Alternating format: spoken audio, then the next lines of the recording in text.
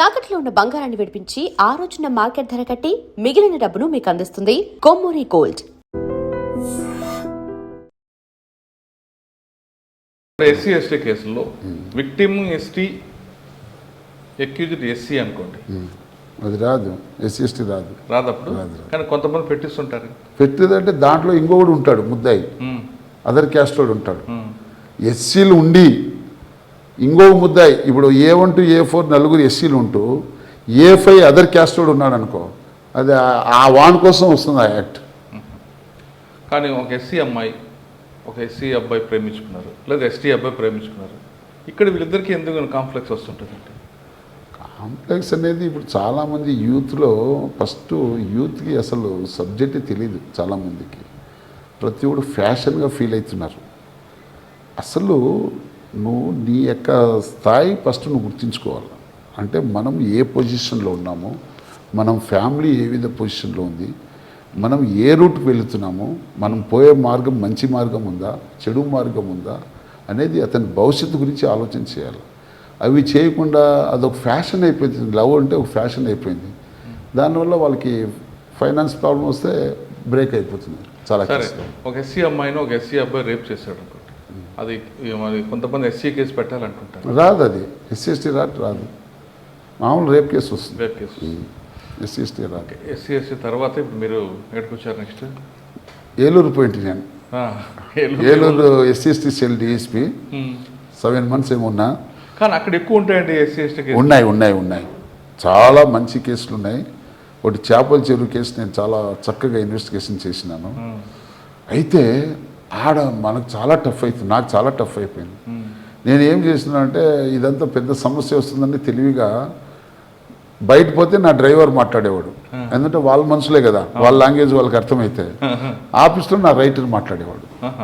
వాళ్ళంతా ఏంది మీ డిఎస్పీ మాట్లాడు అంతా మీరే మాట్లాడతారని చెప్పేవాళ్ళు. వాళ్ళు లేదే మా డిఎస్పీ కొంచెం రాయలసీమ నుంచి వచ్చినాడు, కొంచెం లాంగ్వేజ్ ఏదైనా తేడా వస్తే మళ్ళీ మీరు అపార్థం. అయితే అక్కడ చాలా జాగ్రత్తగా ఉండాలి. మనం ఇక్కడ బండ బూతులు తిట్టేస్తాం రాయలసీమలో, ఏకవచనంతో మాట్లాడతాం. అక్కడ ఏకవచనంతో ఏకవచనం కూడా ఒప్పుకోరు వాళ్ళు. మనం కామన్గా ఈడెవడో నల్లగున్నా ఏమరా నల్లగున్నా ఉంటాం, మనం కామన్ చెప్పిస్తాము. నువ్వు అక్కడ నల్లగున్నా ఉంటే వాడు అది చాలా పెద్ద ఇన్సల్ట్గా ఫీల్ అవుతాడు. ఆయన చాలా జాగ్రత్త ఉండాలి. సార్ అక్కడ ఎస్సీ ఎస్టీ కేసులు అయిందనుకోండి, ఎంక్వైరీ మీద వచ్చినప్పుడు ఆపోజిట్ పార్టీ అదర్ క్యాస్ట్ వాళ్ళంతా సూట్ కేసులు బ్యాగులతో తిరుగుతుంటారు, చేపల చెరువులు ఉంటాయి కాబట్టి. మీకేం ఆఫర్లు వచ్చాయి అప్పుడు? అట్లా మనం అనుకుంటాం కానీ అయితే చెప్పలేము. అది కొన్ని సందర్భాల్లో ఎట్లుంటాయో తెలియదు. అయితే చాలా తెలివివంతులు. అట్లా నేను మోసపోయినాం అనుకో, వెనక నుంచి కూడా వేస్తాడు బాణం. అది కూడా రకాలు ఉంటాయి. ఒకటి భోజనాలతో ముందు లొంగ తీసుకొని చూస్తారు, అక్కడికి వినకపోతే అప్పుడు బ్యాగులు పంపిస్తుంటారు. ఈ రెండిట్లో మీకు ఏమైనా వచ్చాయా? మనకైతే ఆ ప్రాబ్లమ్స్ రాలేదు. మనం 7 months ఉన్నాము లక్కీగా. మళ్ళీ మన హానరబుల్ సీఎం గారు వస్తానే మాకంత ఎస్టీ ఆఫీసర్లు కూడా, నాకు పులివెందుల డిఎస్పీకి ఫస్ట్ టైం పోస్టింగ్ ఇచ్చినారు ఇద్దరికి. అక్కడ ఆత్మకూరు పడి సార్? ఆత్మకూరుకి వచ్చినట్టు గ్రేటే కదా. ఆత్మకూరు ఎంతకాలం నుంచి ఉందండి? నేను 5/8/2024 నుంచి ఉన్నాను. ఒకప్పుడు ఆత్మకూరు అంటే నక్సల్స్ ప్రభావిత జిల్లా, ఇప్పుడు అసలు ఏమీ లేదు. అయితే ఆత్మకూరు ఏరియా, నందికొట్కూరు ఏరియా గ్రామీణ ప్రాంతాలు ఎక్కువ. చాలామంది రైతులు ఉన్నారు, చాలా మంచివాళ్ళు, చెప్తే వింటారు. నక్సలిజం ప్రాబ్లం అంతకుముందు ఉండే కానీ ఇప్పుడు ఆ ప్రాబ్లం అయితే లేదు. ఏదైనా మనం చెప్తే చాలా చక్కగా చెప్తున్నారు. నందికొట్కూరు కూడా ఫ్యాక్షన్ కదండి, వాళ్ళు ఉన్నారు కానీ ఆ ప్రాబ్లం మాకు లేదు ఇప్పుడు. మంచోళ్ళు అక్కడ ఉండే బోత్ పార్టీస్ లీడర్ కావచ్చు, ఇక్కడ కావచ్చు, అంతా ఏదన్నా చెప్తే అర్థం చేసుకుంటున్నారు, ఇబ్బంది ఏం లేదు. చిన్న ప్రాబ్లమ్స్ వస్తాయి, కొంచెం యుగో వల్ల.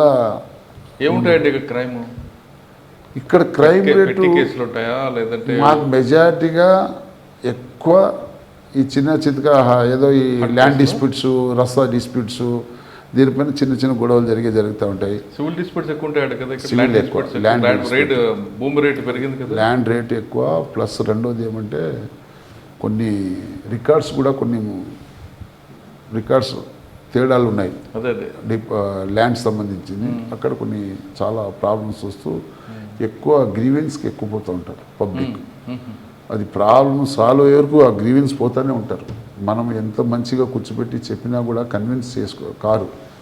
వానికి ఎంతసేపు వాని ప్రాబ్లం సాల్వ్ కావాలనే ఆలోచన ఆయనకు అనుకూలంగా తీర్పు వచ్చేవారు గ్రీవెన్స్ వస్తూనే ఉంటారు. అది ఇక్కడ ఒక కల్చర్ ఉంది. అది అయితే కొంచెము సారాయి గిరాయి ఉంటే అన్నీ బాగానే మా వాళ్ళు కష్టపడినారు, చేసినారు. అంతా బాగా ప్రశాంతంగా జరిగిపోతుంది. శ్రీశైలం మల్లికార్జున స్వామి అమ్మవారి దయతో ఒక అదృష్టంగా భావిస్తాం మేము. నేను శ్రీశైల పుణ్యక్షేత్రం దగ్గర ఉద్యోగం చేయడం ఒక అదృష్టంగా భావిస్తాను. మంచి అవకాశం వచ్చింది కదా మహాశివరాత్రి. నేను మీరు నమ్ముతారు లేదో ఆ స్వామి దయ వల్ల 2 కార్తీక మాసము, 2 మహాశివరాత్రులు, 2 ఉగాది పండుగ బందోబస్తు అన్నీ చాలా చక్కగా చేసిన. సార్ శ్రీశైలంలో మోడీ గారు వచ్చిన తర్వాత దానికి భక్తుల సంఖ్య పెరిగింది, దాని మీద ఎక్కువగా నమ్మకం వచ్చింది అంటున్నారు. వాస్తవము. రెండోది ఏమంటే శ్రీశైలం మల్లికార్జున స్వామి అమ్మవారు 2 ఒకే కాంపౌండ్లో, అంటే జ్యోతిర్లింగము శక్తిపీఠం ఒకే కాంపౌండ్లో ఉండడం పెద్ద అదృష్టంగా భావించాలా. కృష్ణానది పక్కనే జోగులమ్మ అమ్మవారు ఉంది. అంటే నీకు 2 శక్తిపీఠాలు పక్క ఉండి మధ్యలో కృష్ణానది రావడం అనేది అది పెద్ద అదృష్టంగా భావించాలి. ఒకటి గుర్తుపెట్టుకో, నీకు చాలా పుణ్యక్షేత్రాల్లో ఏదో ఒక సమస్య వస్తూ ఉంటుంది. శ్రీశైలంలో ప్రాబ్లం వచ్చినా కూడా ఆ ప్రాబ్లాన్ని సాల్వ్ కూడా ఆయనే చేస్తాడు. అదే మల్లికార్జున స్వామి యొక్క పవర్. ప్రాబ్లం వస్తుంది, రాదని నేను చెప్పను. చాలా నేరో రోడ్లు ఉన్నాయి, ట్రాఫిక్ సమస్యలు ఉన్నాయి. గర్భగుడిలో పోయేటప్పుడు మనకు ఒకే దారి ఉంది. అసలు మహాశివరాత్రి టైంలో అయితే మనము విఐపీస్లను మనం దర్శనం చేయించి చాలా కష్టమైపోతుంది. రెండోది ఈడ స్పర్శ దర్శనం అనేది ఒకటి. ఈ స్పర్శ దర్శనం వల్ల మనకు చాలా లేట్ అవుతుంది. అలంకార దర్శనం అయితే 1,00,000 మంది చేయవచ్చు రోజు. ఈ స్పర్శ దర్శనం మధ్యలో బ్రేక్ అయిందంటే 50-60 వేలు అంటే గొప్ప. ఇంకెక్కువ మంది అంటే మనకు అల్లాడిపోతుంటారు. కానీ అంత బాగా జరుగుతుంది. 2 సార్లు చెప్పారు, స్వామి జరిపించుకున్నారు. కానీ పోయినసారి లాఠీ చార్జ్ కూడా జరిగినట్టు. లాఠీ చార్జ్ అంటే ఒక చిన్న ఎగ్జాంపుల్ చెప్తా భక్తులకి. నేను శివభక్తులు చెప్తాను. అసలు భక్తులు అంత మంచోళ్ళే, కానీ ఎందుకో ఆడు వస్తానే ముందు నేను పోవాలి అంటే వాళ్ళు ఎక్కడే నడుచుకుని. అవును, రావచ్చు. ఇప్పుడు నీ కంటి ముందరే ఉన్నారు కదా, ఒక గుంపు ఉంటారు, క్యూ లైన్ ఉంటుంది. ఆ క్యూ లైన్లో సీనియర్ సిటిజన్స్ ఉంటారు, మహిళలు ఉంటారు, పిల్లోళ్ళు ఉంటారు. అది నీ కంటి ముందర కనబడుతున్నారు కదా. ఒక పౌరుడిగా నువ్వు కూడా బాధ్యత తీసుకోవాలి కదా. అప్పుడు ఏం చేయాలను, కొంత ఓర్పు పట్టాలి కదా. కొంచెం ఓర్పు పట్టి ఉంటే ప్రాబ్లం ఉండదు. అట్లా ఉండదు ఆడ, అట్లా తోసుకొని వచ్చేస్తారు. ఆ తోసుకొని రావడంతో భగవంతుడు కనబడతాడు. మనం ఒకటే ఆ స్వామికి నమస్కారం చేస్తాం. ఎటువంటి తొక్కిస్లాట జరగకుండా, ఏ ప్రాణాపాయం జరగకుండా కాపాడు స్వామి. మీరు నమ్ముతారు, నేను ఎన్నోసార్లు నాకు మొక్కిన స్వామికి. నేను ఫస్ట్ టైం మహాశివరాత్రికి అయితే రాత్రి 1 గంటకే 500 టికెట్కి వచ్చేసినారు. 5,000-6,000 మంది జనాలు వచ్చేసినారు. ఎవరు లేరు. నాకు ఫోన్ వచ్చింది, నేను ఒక్కడే పోయినా.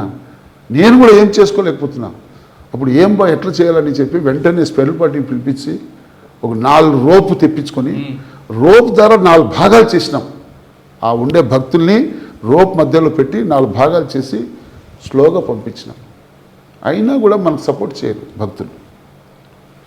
అంటే ఆ ప్రాబ్లంకి కాంప్లెక్స్ సిస్టంలో తీసుకెళ్తే చేయాలంటే డెవలప్మెంట్. ఇప్పుడు మనకు శ్రీశైలంలో వసతులు చాలా తక్కువ, ల్యాండ్ తక్కువ ఉంది, వసతులు తక్కువ. తిరుమల ఎట్లుంది, చక్కగా ఒకసారి లాక్ చేస్తే ఎవడు ఇంకా దానికి అసలు టచ్ చేసేవాడే లేడు. శ్రీశైలం అట్లా కాదు సార్. భక్తుల వరకు కాకుండా ట్రాఫిక్ కూడా పెద్ద ప్రధాన ట్రాఫిక్. మనకు మెయిన్ సమస్య వచ్చి పార్కింగ్ ప్రాబ్లం. ముఖద్వారం దాటిన తర్వాత అటకేశ్వరం అని ఒక సర్కిల్ వస్తుంది. తర్వాత Sakshi Ganapathi front side back side ఉంటుంది.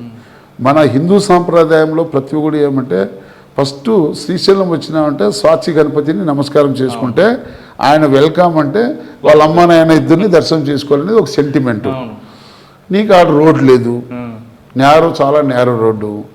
ఇన్ అవుట్ ఒకటే రూట్లో రావాలా, ఇన్ను అవుట్ ఒకటే రూట్లో లేదు. లేదు.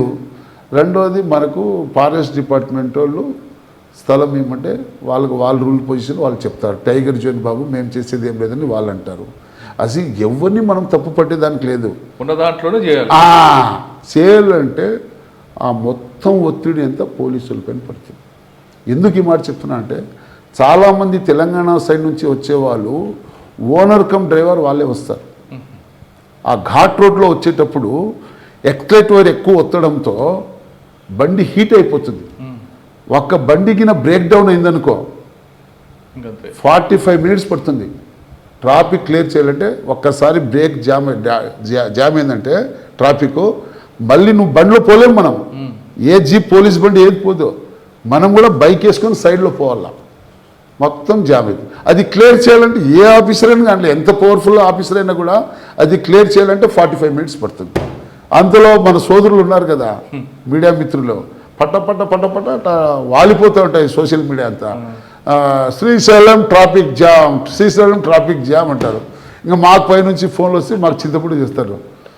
ఏం చేస్తున్నారు మీరు అంటారు. అసలు ఆడు ఎవరున్నా కూడా ఏం పైనుంచి ఆఫీసుల్లో ఊరికే ఉంటారా, ఏం చేస్తున్నారు అంటారు. అందుకే సార్ ఇప్పుడు మీరు తెలంగాణ వచ్చిన వాళ్ళకి మీరేం సలహా ఏం చెప్తారు?